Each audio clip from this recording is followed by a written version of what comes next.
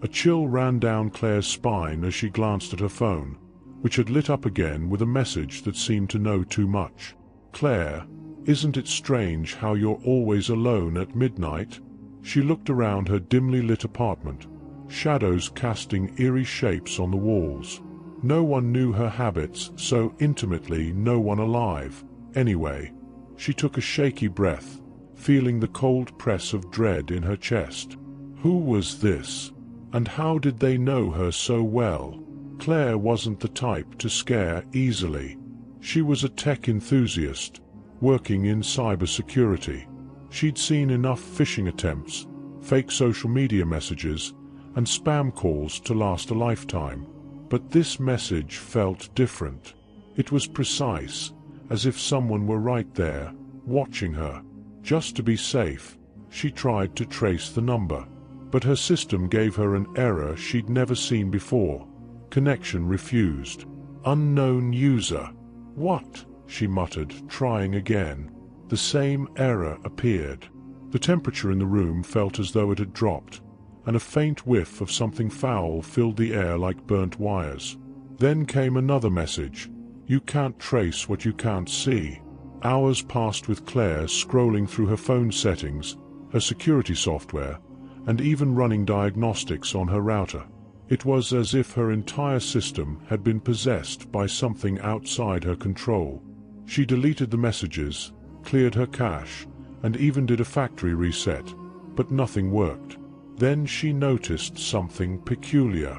Her camera app would flicker on at odd times, even when she wasn't using it, and her GPS. It showed her location bouncing between coordinates, some of which didn't even exist on the map. Claire's heartbeat quickened, yet she forced a laugh. "Okay, now I'm just being paranoid. It's just a bug." The moment she said it aloud, her phone buzzed again. The message read, "Are you sure?" She decided to confront this directly. With an urgency that verged on panic, Claire went to her friend Mark, an old college buddy and fellow cybersecurity expert. They met in a busy coffee shop downtown.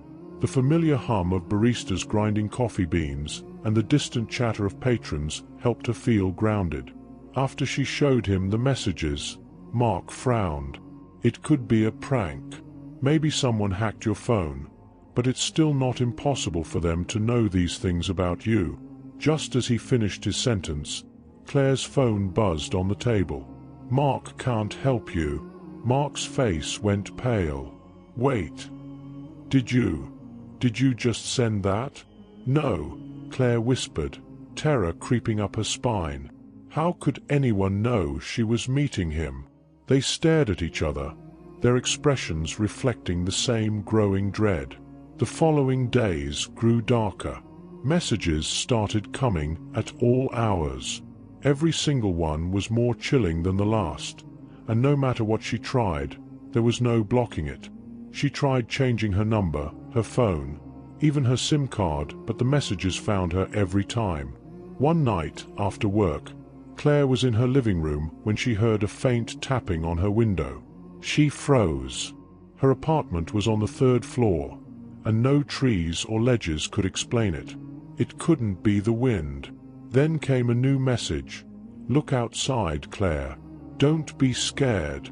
Her hands shook as she opened the curtain, just a sliver. Nothing was there, just darkness. But she felt eyes on her, a gaze so intense she could almost feel it burning through her. Claire's sleep became fitful, haunted by images of shadowed figures and glitching screens that flashed strange symbols.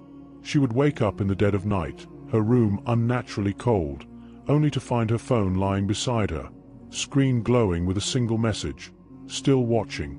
Her friends, her colleagues, even her parents were growing concerned.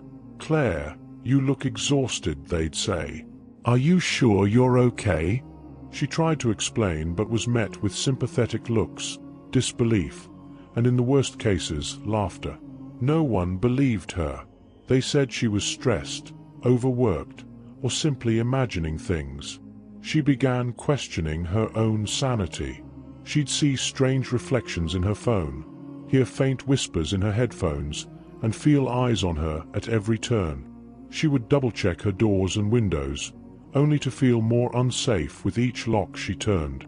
One evening, desperate for sleep, Claire took a strong dose of sleeping pills. As she lay in bed, her body heavy, she felt something press down on her chest. At first, she dismissed it as sleep paralysis, but then she noticed the glow from her phone on the nightstand. With her fingers barely able to move, she picked it up and saw a chilling sight. A live video feed of herself, lying helpless in bed, her terrified face reflected on the screen. Then the voice spoke through her phone. "Did you think you could escape, Claire?" She gasped, feeling as though something had invaded her very soul.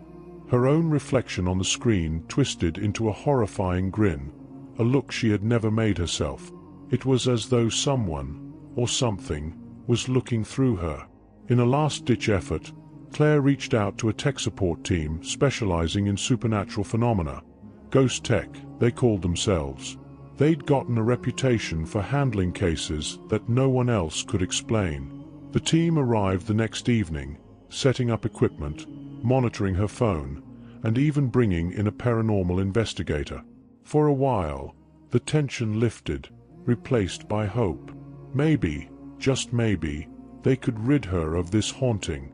Then, as if mocking them, her phone lit up with another message. "They won't help you. I am beyond them all." The Ghost Tech team couldn't find anything in her phone's code, nothing in her apartment's wiring, nothing to explain the haunting. They left her a few hours later, their faces blank with the horror of the unknown. Claire sank into her couch, feeling utterly defeated. She was trapped in a world where the horror was intangible yet all-consuming. Then, a final message appeared. "Goodbye, Claire."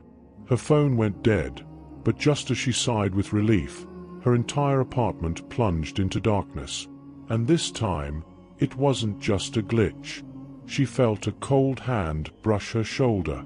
Claire's neighbors found her the next morning, her phone in her hand and her face frozen in terror. She was alive but unresponsive, her eyes wide with a look of indescribable horror. They say she never spoke again. Did you feel that chill? If this story left you wanting more, click on my next video about horror stories to dive deeper into the darkness. See you there. If you dare. Claire's story leaves us with a chilling question. Can technology truly turn against us? Or is it something even darker lurking behind the screens we trust?